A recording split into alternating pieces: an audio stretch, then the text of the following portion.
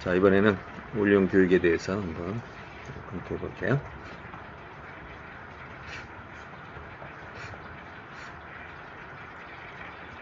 지난번에 우리가 여기 대한교육 강의에서 교육 개념에 대해서 한번 살펴봤어요.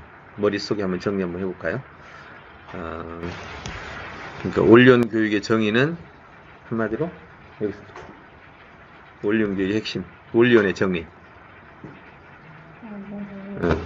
내적 자원을 활용해서 어떤 문제든 해결하는 역량. 오케이, 그거 좋습니다. 자, 그 다음에 올영 교육의 목적은 표정이사. 목적이요? 잠재력 개발. 그다음에 인지력 개발. 다 기억 못해요. 네, 이렇게 해서 잠재력, 사회적 안정, 필요도, 인류적 가치 달성. 그 다음에 이제 관련 의미에서 올영 의미, 사회적으로 가장 앞서 나가면서도 경쟁자가 없는 나만의 세계를 구축하는 것. 인지기술은 아는 것과 알아내는 것. 그래서 인간의 고유 능력인 아는 것과 알아내는 것 속에서 이제는 알아내는 쪽으로 간다. 예전에도 알아내는 사람이 있었는데 0.001%만 알아내는 사람이었고 나머지는 다 알아내는 사람들이 만들어 놓은 정보를 배우는 사람이었죠. 배워서 쓰는 사람이 아는 것이고 그 아는 것을 발견해내는 사람이 알아내는 것이다. 인지기술은 그런 거다. 인지시대라는 말은 지금 AI 시대를 맞아서 이제는 정보를 로봇 또는 인공지능이 담당하는 시대가 왔기 때문에 우리는 이제 알아내는 시대로 가야 된다.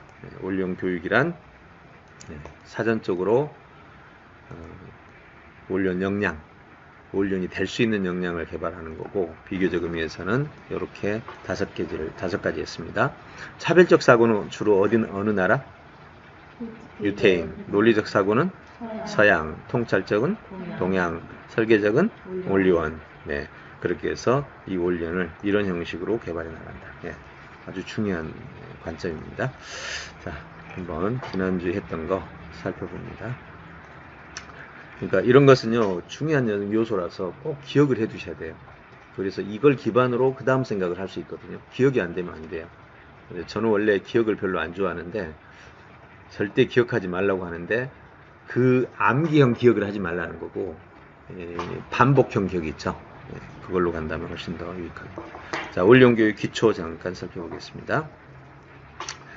올영 교육 역사는 크게 보면 인류적 역사입니다. 자, 올리원은 인류가 태어날 때부터 지금까지 있었죠. 어떤 사람이 올리원이냐? 이 세상에 최초로 뭔가를 찾아낸 사람이 다 올리원이에요. 근데 올리원은 영원한 올리원이냐? 그렇지 않아요.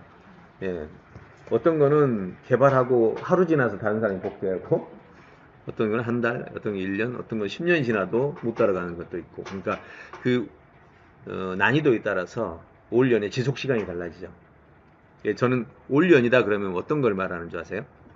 평생도록 올년으로 사는 걸 말해요. 그러니까 이 사람은 지속적으로 알아내는 것이 일상이 돼야 돼. 알아내는 게. 저는 이 알아내는 방법을 좀 터득했던 것 같아요. 그래가지고 전 영역에서 알아내다 보니까 그 막 마음속에 항상 남아있는 게 내가 그 작은 문제들 막 알아내는 거 이제 다 있어요. 그런 거. 그걸 좀 적어놓으면 좋겠다 하는데 꼭 잊어버려. 그때 적어놓으면 이건 이럴 때 이걸 알아내서 이걸 해결했고 이건 그 역사거든요. 올년 역사가 사실은. 녹음이 좋겠다 진짜. 해놓고 잊어버리니까 너무 아쉬운 거야. 그래서 이런 것이 올년이다. 올년이란 결국 계속 알아내는 삶을 사는 거다. 언제부터? 어릴 때부터 배우는 거를 이렇게 하라는 거예요. 자, 비행기가 어떻게 날지? 책 보면 나오죠. 근데 찾아보지 않고 자기 스스로 알아내는 방법을 터득하는 거예요. 그럼 그거는 뻔하거든요. 비행기를 일단 관찰해야 되고 그 다음에 비행기 주변을 관찰해야 돼. 그러면 비행기의 날개 모습, 비행기 유선형 모습, 비행기의 꼬리 모습. 그럼 이렇게 묻는 거죠. 꼬리는 왜 이렇게 생겼지? 날개는 왜 이렇게 생겼지? 왜 조정이 되지? 유선형 왜 필요하지? 이런 식으로 묻게 되면 거기에서 이유가 나오는 거예요. 그러면 인간인 기본 지능을 가지고 있는 사람은요, 기본적으로 찾을 수 있게 돼 있어요. 왜 자동차는 사각형인데 왜 비행기는 앞으로 이렇게 돼 있지? 제가 아이들한테 1시간 동안 풀 한 포기를 관찰하라고 했어요. 네가 알고 있는 것과 모르고 있는 것이 발견되면 와서 얘기하라. 그랬더니 한참 잤더니 아이가 선생님, 풀 윗잎사귀 색깔하고 아래 밑바닥이 색깔이 달라요. 오, 발견했어. 차이를 발견하니까 이제 아이한테 그럼 왜 다를까? 자, 그때부터 이제 생각이 들어가는 거야. 생각 단단하지 이제. 태양빛 받는 부분 안 받는. 아, 빛의 양에 따라서 색깔이 달라지고. 그럼 왜 달라지지? 이러니까 학자가 나오는 거예요. 이러면서. 그러면서 알아가는 거거든요. 근데 우리는 책에 쓰여진 정보를 이렇게 공부를 하잖아요. 많은 양의 정보는 들어오는데 아는 힘은 없어지는 거예요. 알아내는 힘은 없어지는 거예요. 그럼 정보의 양과 정보를 알아내는 그 기능은 어떤 관계가 있냐? 기본적으로 알아야 하는 정보도 있어요. 상식 정보. 그 다음에 전문 정보. 이건 배워서 아는 게 빨라요. 왜냐하면 연구해서 알다가는 100년이라는 인생 속에 불가능하거든. 그렇기 때문에 내가 필수적으로 알아야 되는 정보는 있지만 지금처럼 국영수사과 정보를 다 그냥 기억하는 것은 정말 바람직하지 못한 거예요. 예를 들어 국영수사과 정보를 기초만, 큰 그림만 알아야 되는 정보로 하고 나머지는 알아내는 걸로 가는 거예요. 우리 올리온스쿨이 그걸로 갈 거예요. 굉장히 달라진 거예요. 그러면 어릴 때부터 알아내는 능력이 생겨서 대부분 인류의 희대의 천재들은 어떤 줄 아세요? 특징이 20대에서 25세 사이에 노벨상이 나와요. 초대형 논문이 나온다니까. 22살 때. 보일도 그랬고 에디슨도 그랬고 거의 다 그래요. 데카르트는 15살이라고. 그게 왜 그러냐면 어렸을 때부터 알아내는 역량을 구축한 학생들에게 나타나는 현상이에요. 그러니까 이 부분은 우리가 놓치면 안 된다는 거예요. 그래서 방금 설명한 이 부분. 천재는 이렇게 키워졌다. 그 책에 나오는 거기도 포인트가 그거예요. 그거야. 예. 거기 핵심 포인트예요. 이거 나오나 못하는데. 근데 그게 그 어린 태아에서부터 한 3세, 5세까지의 이 시간을 누군가가 교육을 해야 되는데 의무적 형태의 교육은 아이들에게는 질려버리게 만들어. 호기심을 떨어뜨려버려. 그러니까 호기심을 유지하게 하면서 지가 막 찾아가는, 막 알아내가는 요게 기술인 거야. 그게 기술이야. 그때 천재가 다 나와요. 숨겨진 기간이라고 해요. 외부 스승이 들어올 수가 없어. 그 자리는 부모밖에 못해. 근데 부모들이 그만한 영향을 해준 사람이 없지. 그래서 재미난 통계 나오는 거 아세요? 천재를 길러낸 부모들 중에 직업이 수만 개잖아요. 수만 개 중에 딱 한 가지 직업이 70%를 차지했어. 천재 양성이. 그러면 그 직업은 무조건 되는 거야. 천재가 되는 거야. 다른 어떤 것보다. 그러니까 일단 직업부터 그 직업을 잡으면 천재가 될 가능성은 70%인 거예요. 이게 무슨 직업이겠어요? 다 그 직업이잖아요. 여기도 그러지. 교육자. 교육자야. 근데 교육자하고 교사하고 달라요. 여기서 교육자란 자녀를 내 학생처럼 키우는 부모. 이걸 교육자라고 불러. 근데 실제로 교육자 중에서 자기 자녀를 자기 학생처럼 키우는 거 아니잖아요. 근데 그 중에 학생처럼 기르려고 마음 먹은 사람들, 그런 사람들에게서 천재가 나와. 굉장히 중요한 거죠. 그래서 올리온 교육의 핵심은 뱃속에서부터 알아내는 법을 가르치는 거. 요것이 미래 교육의 핵심이다. 이제는 아는 것은 인공지능에게 맡겨도 된다. 그래서 우리는 그쪽으로 가야 된다. 그리고 이제 국영수사과 체험에 있어서 기초 정보는 우리가 알아야 되잖아요. 그렇죠. 근데 그 기초 정보를 어디 선으로 두느냐 그것도 중요할 것 같아요.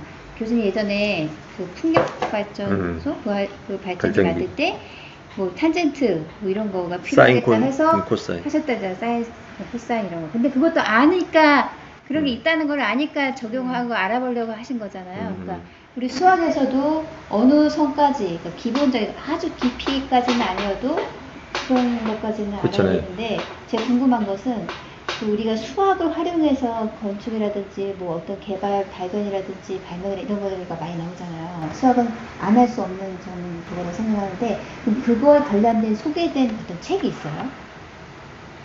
통째로 소개된 책은 없지만 분야별로는 있죠. 분야별로는 그런 건 근데 필요가 없어요. 일본에서 만든 상당히 오래전에 나온 건데 숫자를 쓰지 않고 수학을 하는 책이 6권짜리가 있어요. 중학생. 숫자를 하나도 안 써. 그냥 이야기로만 해. 예, 어떤 밭이 있는데 그 밭에 이야기 수학이 있잖아요. 그렇게 해서 그냥 6권이 이야기로만 돼 있다고. 근데 그걸 하고 나면은 수학으로 생각하는 방법이 생겨. 그래서 저는 꿈의 학교 때 그걸 썼거든요. 제목이 생각 안 한다고 그럴 때. 네? 스토리텔링이라고. 네, 스토리텔링 수학이라고 하는데 그게 오래전에 나왔어요. 일본에서는. 근데 이제 우리나라에서 막 몇 년 전부터 유행했잖아요. 근데 그런 형태의 수학이 되려 우리에게는 진짜 수학의 모습을 들여다는 거죠. 그래서 저는 이제 수학도 이렇게 생각해요. 수학을 하기 위해서 기초 소양이 되는 지식이 있잖아요. 네, 그거는 수학의 기본 교양으로 배우고 그 다음부터는 지가 하고 싶은 분야를 그 기본 소양을 가지고 파고 들어가요. 예, 파고 들어가다가 또 소양이 필요해. 그럼 이거 알아야 이걸 푸네. 그럼 이걸 지가 또 들어가서 풀어. 이걸 알고 와서 또 이리 풀어. 그러다 또 부딪히면 이게 이 지식이 필요해. 그럼 또 이 지식 배워와서 풀어. 이러다 보면 결국은 뿌리에 가서 학문이 다 만나. 어차피 이렇게 네. 고등학교까지 해도 근다니까. 모르지. 아니 문제는 쓸 데가 없어. 쓸데가 없다. 예. 우리 모든 국민들이 하는 말. 그래서 연산 빼고 수학은 음력 빼고 하는 수학 고등학교까지 배웠는데 실제로 쓰는 것은 없단 말이에요. 실은 없는 건 아니거든요. 없는 거 아니고 우리가 다 못 느끼고 있는 건지 다 쓸 수 있는 그렇죠. 거예요. 근데 못 느끼고 있을 뿐인데 지금 저도 지금 휴일 날마다 애들 5시간짜리 지금 특강을 하고 있는 게 뭐냐면 2년 전부터 했다가 이거 진짜 괜찮은데 라고 하는데 그 수학사 이야기 책이 있어요. 수학사 이야기. 기본까지요. 예. 근데 그걸 수학을 모르는 사람이 읽고 설명하기에는 어려운 책이에요. 실은. 수학을 모르는 사람이 읽고 애들이 뭐 이게 이거다라는 어려운데 이거 수학한 사람들이 읽고 애들한테 전달하기엔 너무 쉬운 책이에요 진짜. 그래서 그 책을 지난 시간에는 그 유클리드가 들려주는 다각형 이야기라고 그래서 다각형 처음부터 다각형 끝까지 다 하는 거예요 그냥. 그 한 권에 다 들어있는 건데 그러니까 이게 애들 교과 항목에 뭐가 도움이 되는 건가는 수학을 한 사람들밖에 모르잖아요. 그렇죠. 누가 어디에 뭐 들어있고 뭐 들어있다라는 거. 그러니까 거기에서 간추려 내는 거예요 이제 또 문제들을. 그래서 실제적으로 학교에 가서 현장에서 도움이 될 수 있게 이렇게 하는데 그 써놓은 이야기 그 수학사 이야기 책은 아주 이거 되게 잘 만들었다 이건 아니지만 그래도 수학이 여기서부터 이 분야는 어떻게 발전해 나가는 과정. 것쯤은 애들이 알 수 있겠다. 그 제가 연수를 갔을 때 수학 선생님한테 그런 그때 어떤 새로운 단어를 들어갈 때 이 역에서 우리가 배워야 될 것이 어디에 쓰여진다. 그런 역사적인 얘기를 하면 아이들이 달라질 것 같아요. 수학 그 과목을 이렇게 많이 그런 스토리들을 교사들이나 하는 그래서 저 같은 경우는 꿈의 학교 때 이 숫자 수학은 안 하고 거의 역수학 역사 수학이 왜 필요한가 아까 이 스토리텔링 수학 요걸로만 다 했다니까. 그리고 네가 진짜 수학을 배우고 싶을 때 그때 숫자 공식 뭐 이거 해라 이거지. 그래 가지고 실제로 대학 들어갈 때 어떻게 하는 줄 아세요? 고등학교 2학년까지 딱 끝내주고 3학년 한 해를 줘요 그냥 아예. 네가 들어가고 싶은 학교를 선택하고 거기에 필요한 거 공부해. 거의 6개월 안에 다 대학 다 들어가요. 지가 스스로 공부해가지고. 그러니까 저는 그걸 일찍 좀 인지를 했죠. 아이가 스스로 공부할 수 있고 해독할 수 있는 그 능력을 갖추면 지가 하고 싶은 게 생길 때 그 분야에 관한 모든 정보를 수집해서 할 수 있는 거예요. 그걸 만들어주는 게 핵심이지. 그걸 그 모든 걸 다 가르쳐서 기억시키는 건 아무 의미가 없다는 거예요. 어차피 배운다고 해서 어릴 때 가정 교과서에서 배웠던 것 중에 사실 몇 개나 쓰겠어요. 기술 교과서에 있던 거. 그러니까 그런 것들이 지가 배우고 싶을 때 그때 연구하는 것이 핵심이다. 이렇게 이제 생각을 해봅니다. 자, 그래서 올영 교육의 핵심은 오류를 해결하거나 무지를 발견하거나 부족을 보충한 것. 이게 이제 올연이 되려면 이 세 가지를 해야 돼요. 잘못된 걸 해결했거나 이렇게 천동설 오류를 바로잡거나 무지를 남들이 모르는 것을 찾아냈거나 발명발견이죠. 이런 것들. 그 다음에 남들이 찾아낸 것 속에 부족한 것을 다시 찾아내거나 이전 발명발견을 개선하는 거죠. 네. 뉴턴 중력 이론은 그 당시만 해도 전체였지만 상대성 이론은 그 당시에 몰랐단 말이야. 부족했어. 잘못이 아니라 부족했어. 상대론이 찾아내죠. 또 상대론까지 나왔는데 양자역학이 또 부족했어. 결국 세 개가 나오고 나서야 이 세상에 것이 보통 미시세계가 다 밝혀진 거죠. 아직도 또 남아있는 게 있겠죠. 자, 이렇게 세 가지. 이게 올륜이 되는 길이다. 그래서 이걸 다른 말로 하면 이게 누락.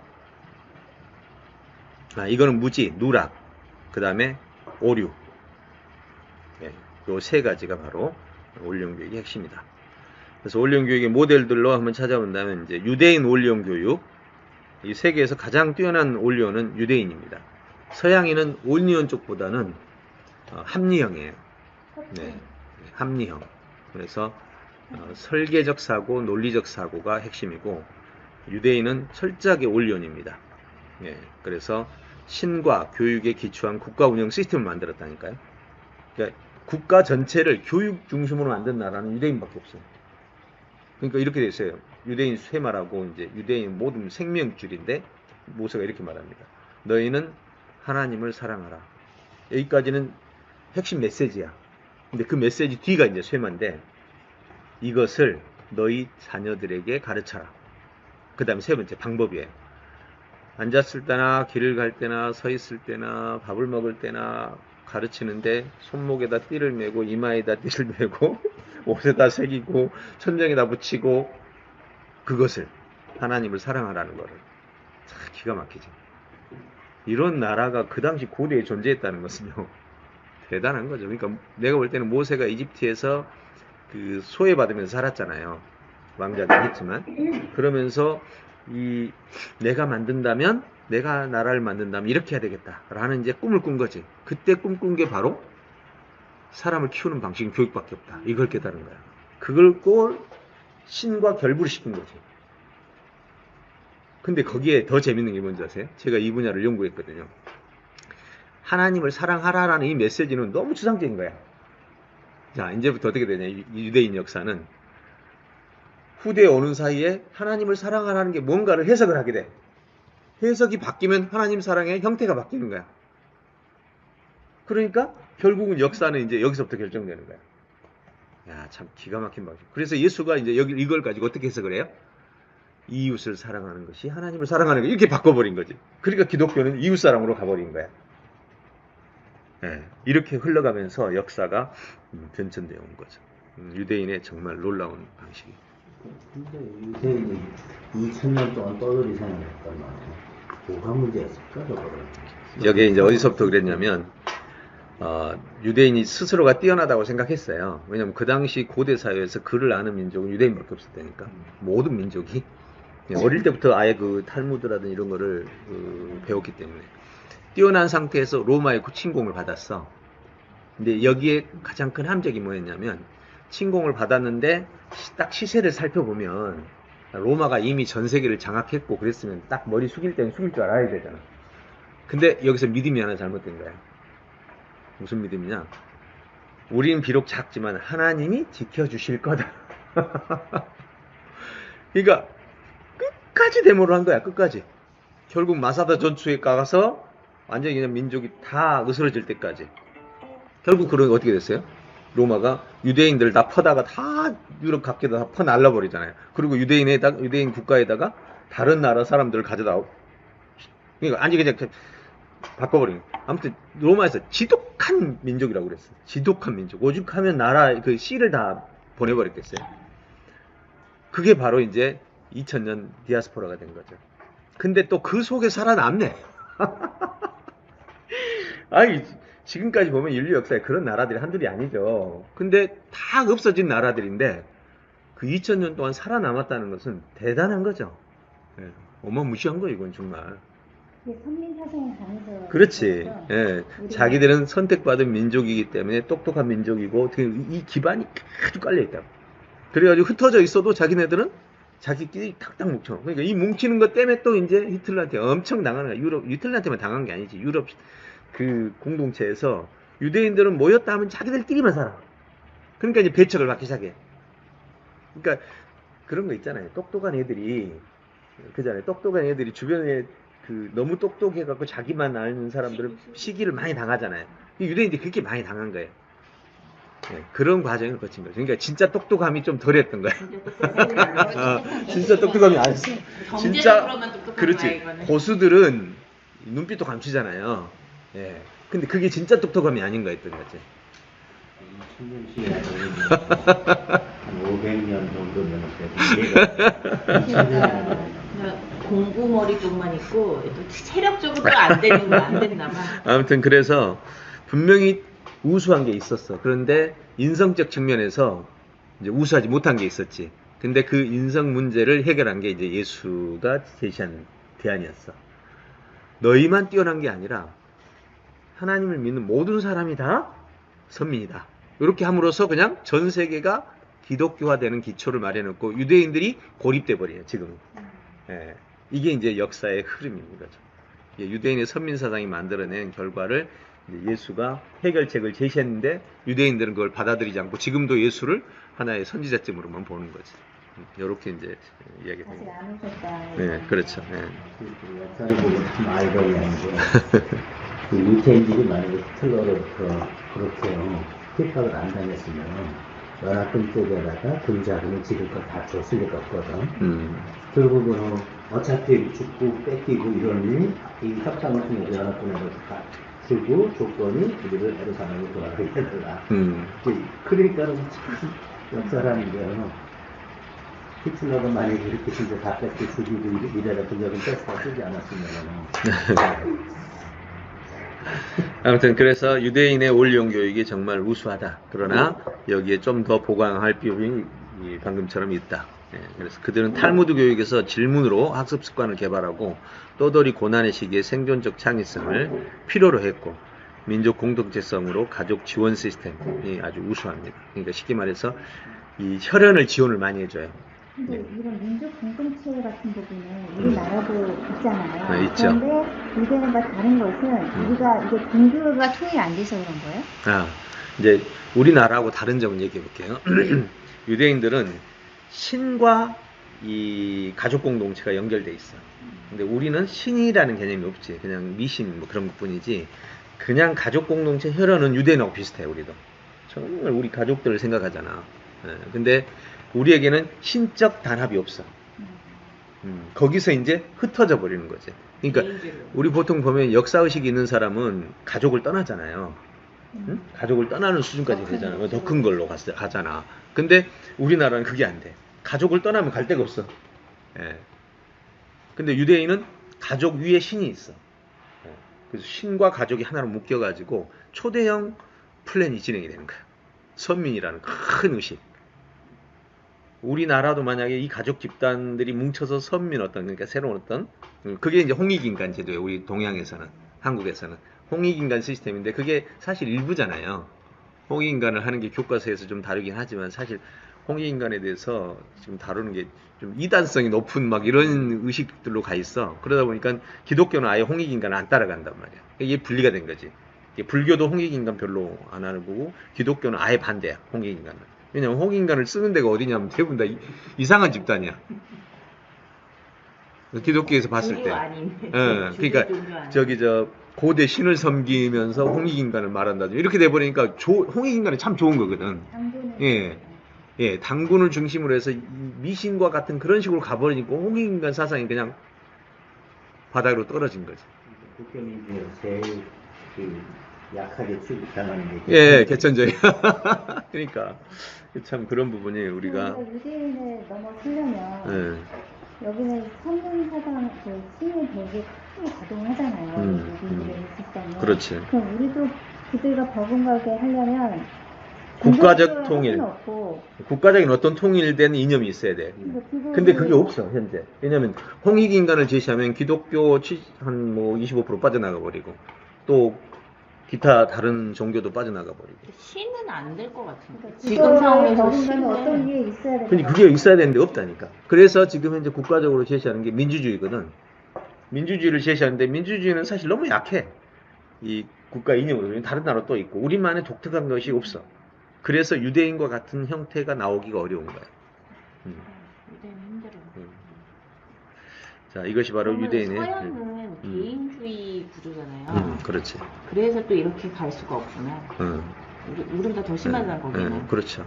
그런 서양은 진짜 철저하게 또 합리주의면서 개인주의적인 사관이 돼 있어서 우리 같은 경우는 그 전에는 그 선비 사상이나 이런 것들이 일종의 뭐냐. 그때 그네 가름했어요. 예.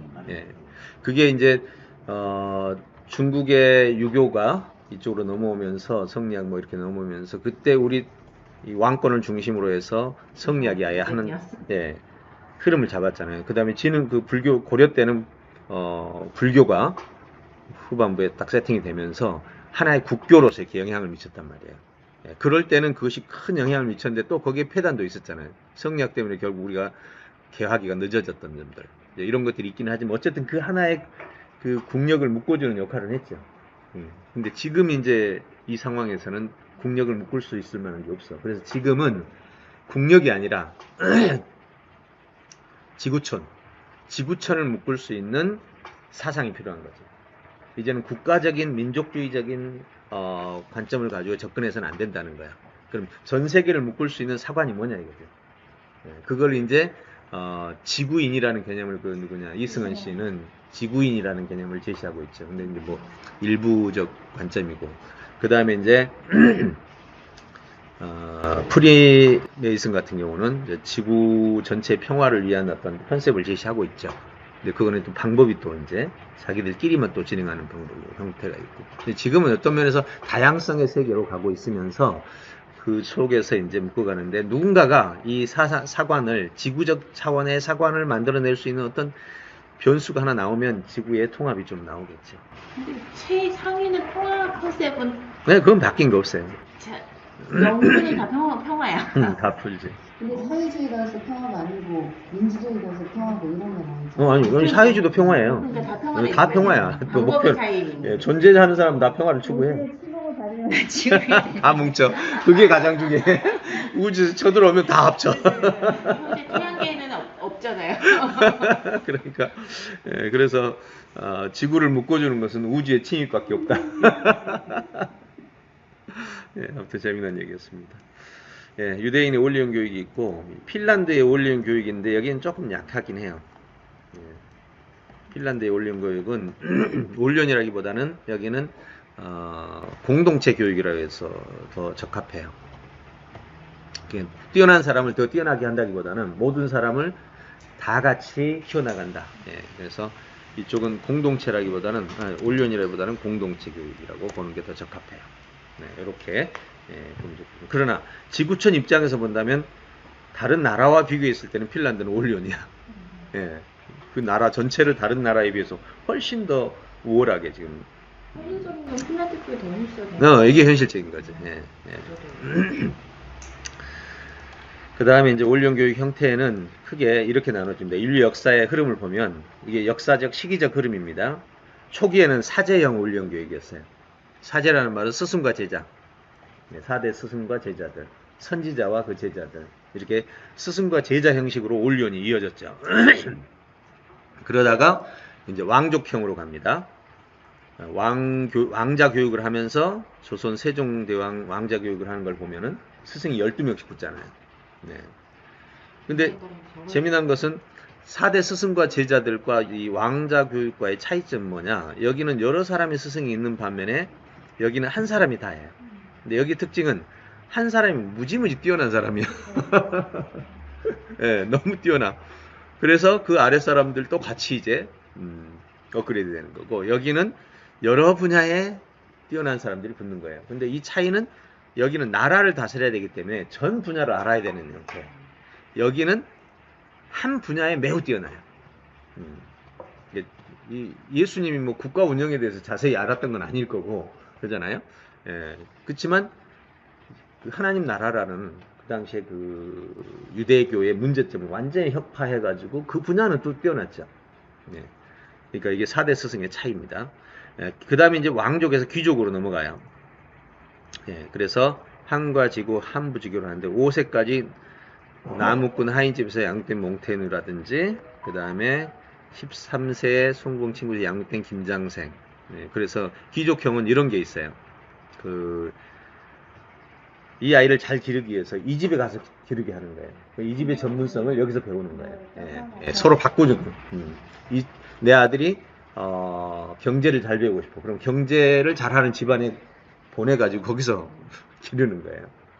그렇게 해가지고 귀족형 교육들이 이루어졌고요. 그 다음에 이제 일반화가 되기 시작합니다. 여기까지가 이제 혈족형이에요. 여기는 이 두 가지는 혈족, 여기는 스승의 선발.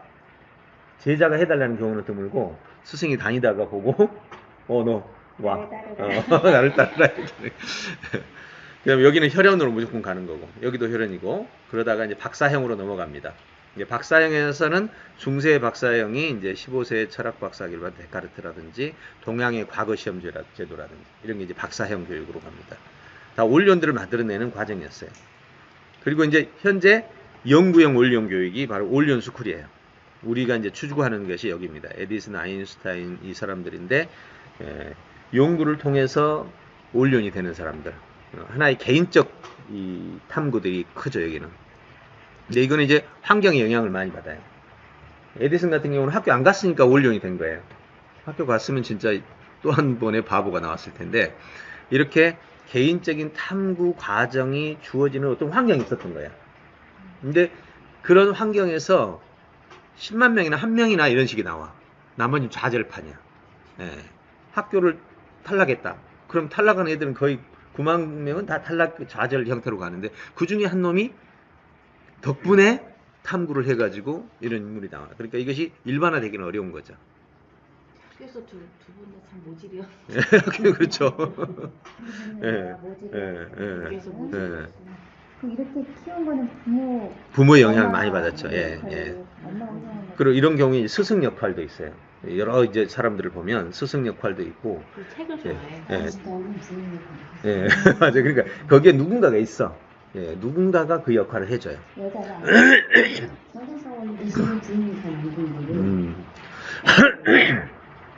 둘이 서로 협업을 참 많이 했어요.